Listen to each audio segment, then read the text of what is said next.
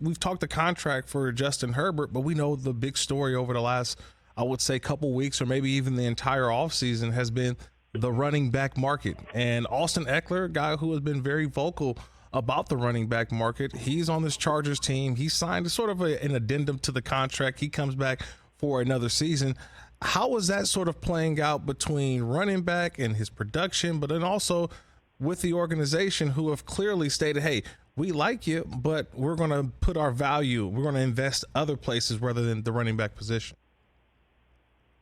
Yeah, it's a difficult situation. Austin Ekeler's story is pretty unique. Undrafted guy out of Western Colorado, makes the team as a special teams player, gets his opportunity to really be the full-time running back when Melvin Gordon holds out in 2019, emerges that season, signs an extension in the 2020 offseason for 4 years, about $6 million a year, and then he turns into, one of the elite backs in the league. So, it was more of a timing thing.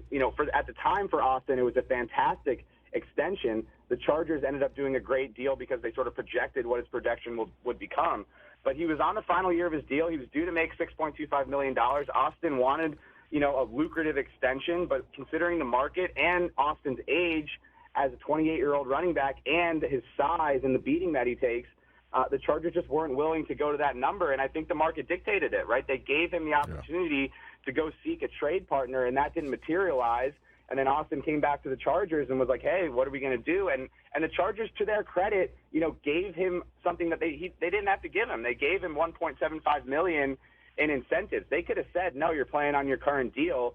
We're not giving you anything else. And I think that in itself was a show of good faith toward Austin Ekeler. And listen, Austin is motivated. Like, all of this stuff that's going on, not just his personal situation, but running backs at large, like, he is a super motivated player regardless, but this is only going to add fuel to the fire, and he's looking to continue what he's done, which is, 1,300 scrimmage yards, 18 to 20 touchdowns, like one of the top offensive players in the league. He's looking to do that again and then hit the open market and hopefully, get some money on the second contract, either whether it's with the Chargers or elsewhere. But, like you alluded to, it's a difficult situation, and I don't know how it gets fixed because there's all of these different factors from, rookie contract, the CBA, when in a NFL career, age-wise, a running back actually peaks.